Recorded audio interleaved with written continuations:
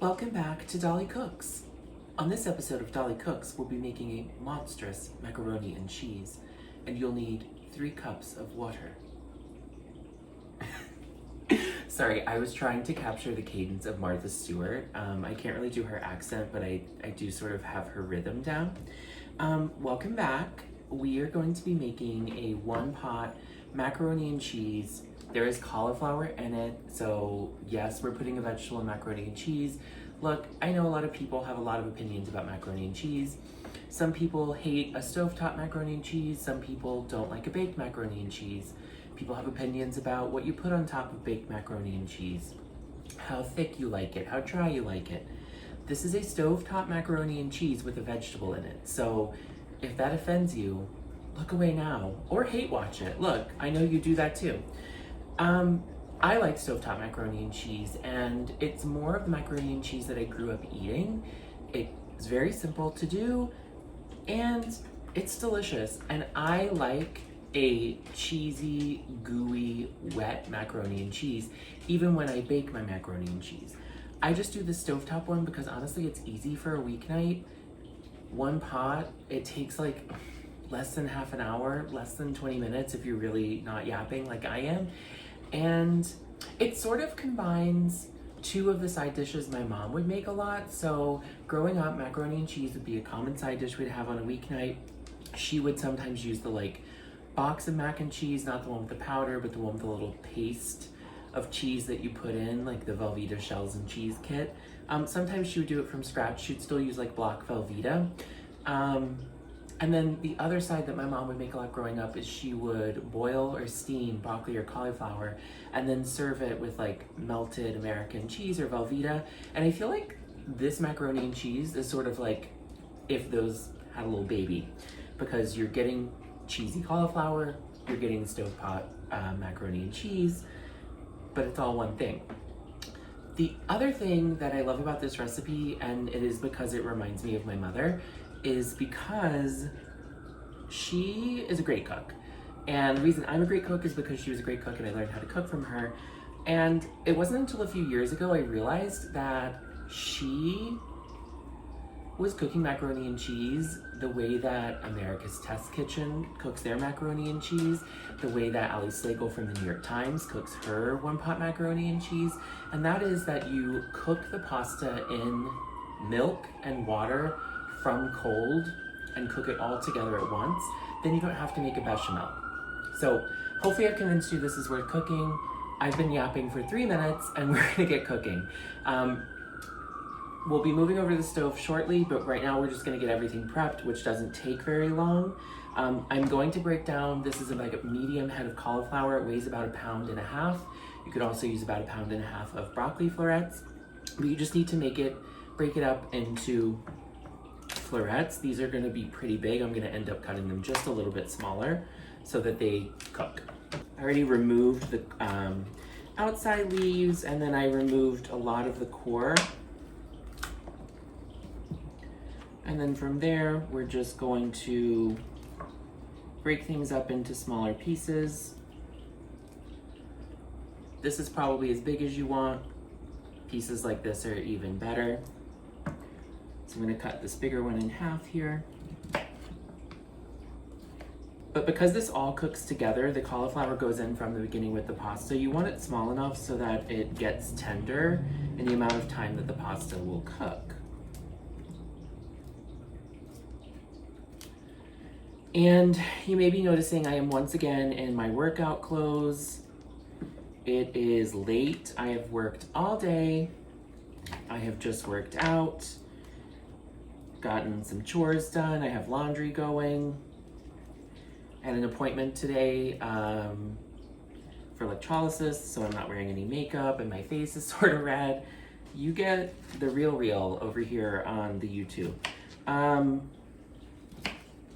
Almost got this done. These bigger florets, instead of just cutting them in half, I'm cutting them into quarters. I'm using a small paring knife because that was what I had out for some reason. I don't remember why, but I was doing something earlier and it was already here. It's working, whatever. That one's still a little bit big. Gonna break that up a little bit.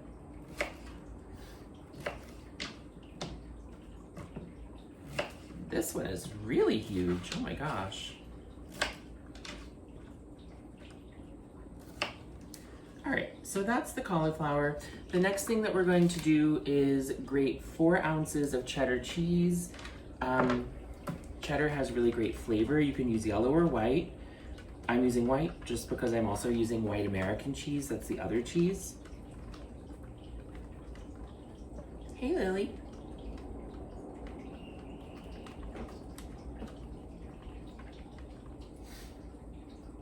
Hi. Oh, you smell cheese? And you're stepping on my paw to let me know you smell cheese? Okay. Well, you're not going to get any cheese. I'm so sorry, baby. Okay. This is a great cheese grater. It has a little false bottom here that I can pull out, and it's just going to hold our cheddar in. Food shopping in New York City, complicated. Sometimes the deli has American cheese by the block that I can buy. Sometimes I show up and they're like, American cheese? Never heard of her. And so I had to buy this like pre-sliced pack of cheddar cheese. This is 6 ounces. There were 8 slices in here. I took a couple of them out. I'm not sure how many ounces I just said this was. This is 4 ounces of American cheese. I think the full package is 6. Because it's already sliced, I obviously can't shred it. So this one I'm just going to cut into little pieces. The reason that we're doing American cheese and cheddar is, one, cheddar has really good flavor. American cheese is salty. I'm a salty girl, but American cheese also has some magic going on in it that helps really like bind the sauce together and emulsify it that the cheddar doesn't. And so you sort of need both in order to get like the right consistency. Cheese, cauliflower. The other thing that I add, and this is again sort of an amalgamation of the way my mother did it and also America's Test Kitchen and Ali Slagle's recipe. At this point, all 3 of those are sort of floating around every time I do this. But I do a pinch of cayenne pepper. It doesn't really make it spicy. It just gives it like, oh, what's that, you know? And the other things I'm about to add do as well. You can add any of these 3, none of these 3, some of these 3. A half a teaspoon of ground mustard. It's not gonna make it taste mustardy. It's just, again, gonna like add a little complexity to the flavor. The way that sometimes like when you add Dijon mustard to things, it doesn't really taste mustardy. It just adds like depth of flavor. And then half a teaspoon of garlic powder. It's not going to make it taste garlicky, just like it's not going to be mustardy or spicy, but it just adds a little something there that wasn't there before. And yes, that is a lyric from Beauty and the Beast as well. Put these in a little bowl just so I'm all ready to go when we get over there. I'm going to grab my pound of pasta and my milk, and we're going to get cooking. Okay, so in my pot, I'm adding 3 cups of water, 3 cups of whole milk,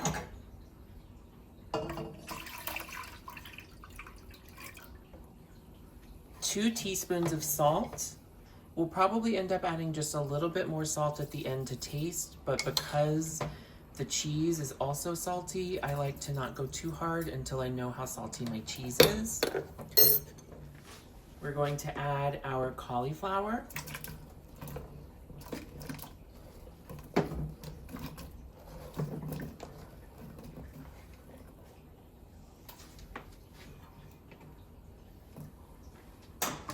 And 1 pound of macaroni. I like this macaroni because it has ridges, which helps hold that cheese a little bit more. But you could also use small shells here or just regular macaroni. Give this a big stir. Look what a cute spoon. And we're gonna bring this to a simmer, and then it's going to cook until the pasta is done and the cauliflower is tender for about 11 or 13 minutes is usually thereabout.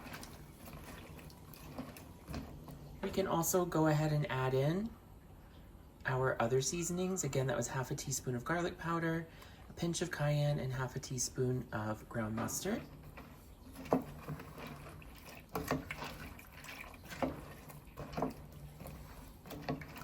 And And now this just needs to come to the boil so we can simmer it for, like I said, about 11 to 13 minutes. Okay, so I put the lid on so it would come to the simmer, and I think it's just getting there. Voila, it is. There's some bubbles happening. And so at this point, you don't have to be precious about it. It doesn't need constant stirring, but you do want to, again, in about 10 or 11 minutes, know that it's going to be ready to add the cheese. But you do want to stir it occasionally, and you want to keep it at sort of like a gentle simmer.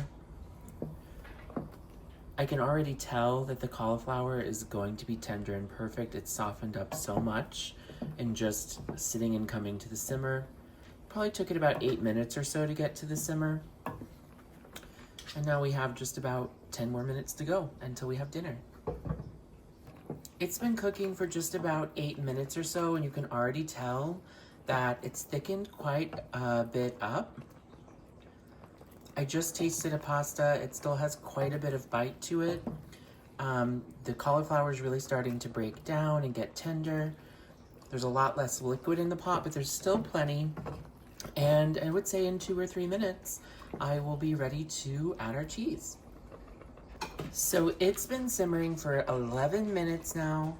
This is what it's looking like. The pasta is just slightly al dente at this point, so it's really ready to add the cheese because it's going to continue to cook a little bit. There's still some liquid here in the pot, as you can see, and our cauliflower is really tender. So what I'm gonna do is turn the heat off, add in the American cheese, and give it a really big stir.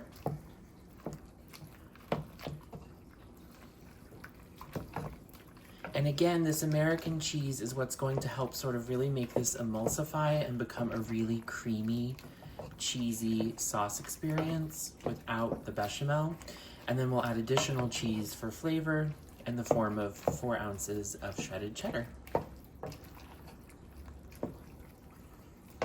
So just continue stirring until this American cheese is fully incorporated. I still see a couple pieces of it working on getting melted in.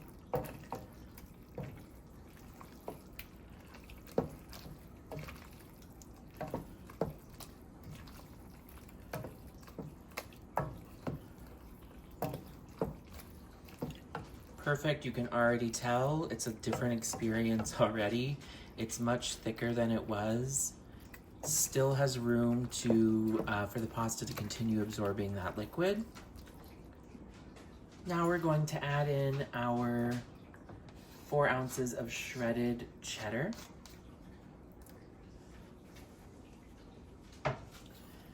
Give that a really big stir.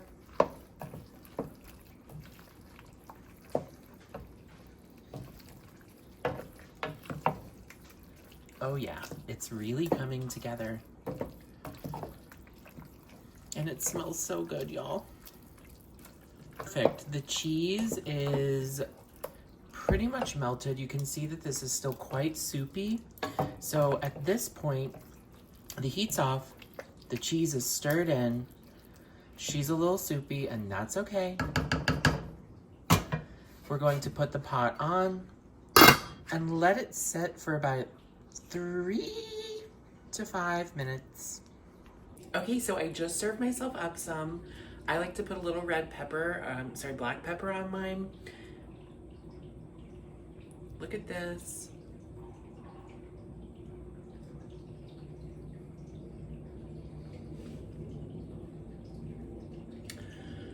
The fact that you can get something so cheesy and creamy without doing bechamel, the cheddar flavor's there. There's like a little bit of piquant undertones from that mustard and cayenne pepper and garlic powder, but it's not any of those flavors. The cauliflower is cooked perfectly, very tender. Pasta still has just a little bit of bite to it, which is always so surprising to me about this recipe, because how do you put pasta in cold milk and water, bring it to a simmer, and then cook it for 10 more minutes and it doesn't get too overcooked? It's like mac and cheese miracles over here.